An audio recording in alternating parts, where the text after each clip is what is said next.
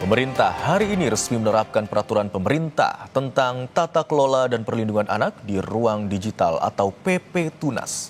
Kebijakan ini menjadi langkah tegas negara dalam merespons ancaman yang semakin nyata terhadap anak di dunia maya.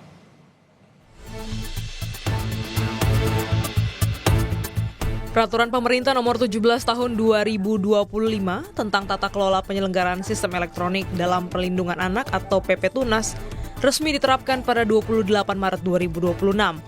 Aturan ini membatasi anak di bawah usia 16 tahun tidak boleh memiliki akun di sejumlah media sosial. Pada tahap awal, pembatasan diterapkan untuk media sosial dan layanan jejaring yang meliputi TikTok, Facebook, Threads, Instagram, X, Bigo Live, Roblox, termasuk YouTube. Seiring dengan penerapan aturan ini, pemerintah menegaskan komitmen penegakan di lapangan. Kementerian Komunikasi dan Digital menegaskan tidak akan berkompromi terhadap platform digital yang enggan mematuhi aturan perlindungan anak dalam PP Tunas. Meski baru sebagian platform yang menunjukkan komitmen, pemerintah menegaskan implementasi akan berjalan sesuai jadwal. Pengawasan terus dilakukan dan sanksi akan diterapkan bagi yang tidak patuh. Dua platform yang melakukan kooperatif penuh dalam pemenuhan kewajiban kepatuhan, yaitu yang pertama adalah platform X dan platform Bigo Live. Platform kedua dengan sikap kooperatif penuh adalah Bigo Live yang telah melakukan penyesuaian batas usia menjadi 18+ pada perjanjian pengguna atau user content. Platform lainnya yang menunjukkan sikap kooperatif sebagian, yaitu Roblox dan TikTok. Menyampaikan rencana penyesuaian fitur untuk pengguna di bawah 13 tahun yang hanya bisa bermain secara offline. Jadi akhirnya tidak. TikTok telah memberikan komitmen untuk melakukan penonaktifan akun pengguna di bawah 16 tahun secara bertahap.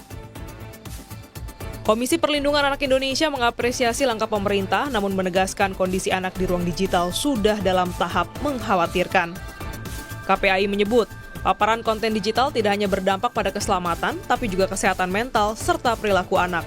Bahkan ditemukan kasus kekerasan, bunuh diri hingga radikalisasi yang dipicu dari aktivitas di dunia maya. Upaya kami sebenarnya berjuang itu sudah sejak 2023, Mbak. Adanya pelindungan ini, adanya PP Tunas ini. Karena kami melihat dampak anak terpapar screen time itu kan banyak banget nih, Mbak. Tidak hanya secara kesehatan ya, tidak hanya secara kesehatan, tapi juga secara pemikiran, kemudian juga anak ini interaksinya jadi kurang dengan masyarakat. Kami khawatir ya kecanggihan teknologi yang semakin pesat tidak diimbangi dengan literasi, baik orang tua ataupun anak, ini akan membahayakan. Save the Children menilai kebijakan ini penting, namun harus dijalankan dengan pendekatan yang berpusat pada kepentingan terbaik anak. Pembatasan atau pemblokiran akses bisa menjadi bagian dari solusi, namun tidak cukup. Anak-anak membutuhkan keterampilan, resiliensi, dan dukungan untuk menghadapi dunia digital secara aman. Di riset kami, Save the Children terakhir tahun 2025 kemarin ya, kami temukan bahwa hampir 40% anak SMP itu menghabiskan 3-6 jam per hari di depan gawai mereka. Dengan puncak penggunaannya itu justru malam hari. Jadi sekali lagi pembatasan akses tidak cukup, tapi penting juga untuk memastikan supaya anak-anak juga punya keterampilan, resiliensi, dan dukungan untuk menghadapinya dengan aman. Penerapan PP Tunas menjadi langkah awal untuk melindungi anak di era digital. Namun, tantangan sesungguhnya terletak pada implementasi di lapangan. Ketika negara, platform, dan keluarga harus berjalan bersama agar ruang digital benar-benar menjadi tempat yang aman bagi anak. Tim Liputan, Kompas TV.